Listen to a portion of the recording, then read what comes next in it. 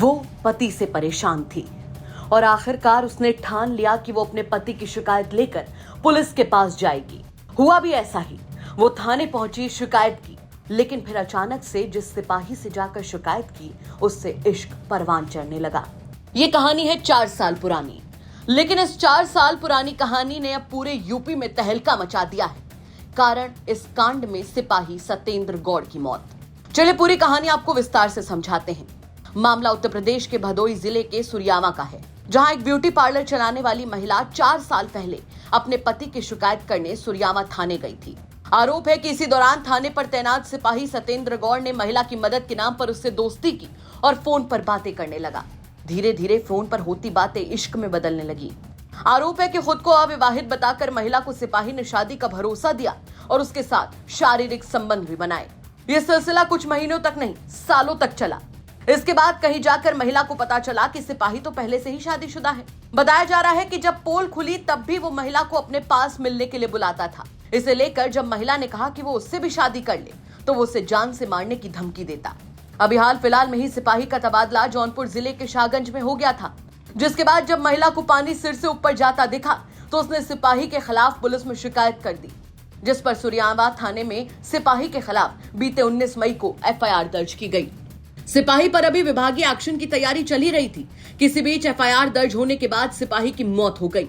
आशंका जताई जा रही है कि अपने ऊपर एफआईआर होने और विभागीय एक्शन के डर से उसने खुद ही खौफनाक कदम उठा लिया। हालांकि सिपाही की मौत और महिला के इल्जामों पर पुलिस क्या कुछ कह रही है, चलिए सुनवा देते हैं आपको। जी हाँ, इसमें जन सुनवाई के दौरान एक पीड़ित महिला मेरे समक्ष आती है। उनके द्वारा एक प्रार्थना पत्र दिया जाता है, जिसमें बताया जाता है कि 2021-22 में ही एक हेड कांस्टेबल है सत्येंद्र, जो थाना सुरियावा में उस टाइम पोस्टेड थे। वो उनके पास कोई प्रार्थना पत्र लेके गई थी और उसके बाद से वो शादी का झांसा देकर उनके साथ शारीरिक संबंध बनाए। उनके द्वारा कुछ मोबाइल पे फ़ोटोज़ और वीडियोज़ तक दिखाई गई थी। मैंने तुरंत गंभीरता को देखते हुए मामले की जांच एडिशनल एसपी साहब से करवाई। एडिशनल एसपी साहब ने जांच करके प्रथम दृष्टया पाया कि जो आरोप लगाए गए हैं हो सकते हैं। उसमें थाना सुरियावा में 19 तारीख को ही रात को एक मुकदमा पंजीकृत हुआ था और इसमें अग्रिम कार्रवाई आगे हम करा रहे थे। तभी ये सूचना मिलती है हमें जौनपुर, क्योंकि जो हेड कांस्टेबल है उसका ट्रांसफ़र यहाँ से अप्रैल में जौनपुर के लिए हो गया था। जौनपुर में पता चला था शाहपुर थाने में, वहाँ पे पोस्टेड था। तो ये सूचना मिलती थी जौनपुर को कि इसके जो हेड कांस्टेबल है जिसमें आरोपी है उसकी डेथ हो गई है। किस तरह की डेट सुनने में आ रहा है?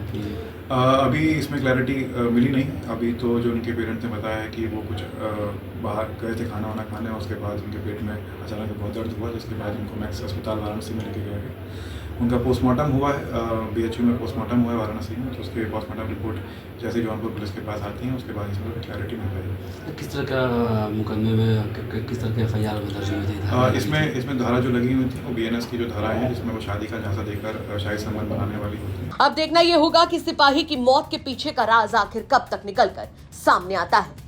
वैसे क्या कहेंगे आप इस खबर पर कमेंट करके जरूर बताएं। भदोही से महेश जायसवाल की रिपोर्ट, यूपी तक।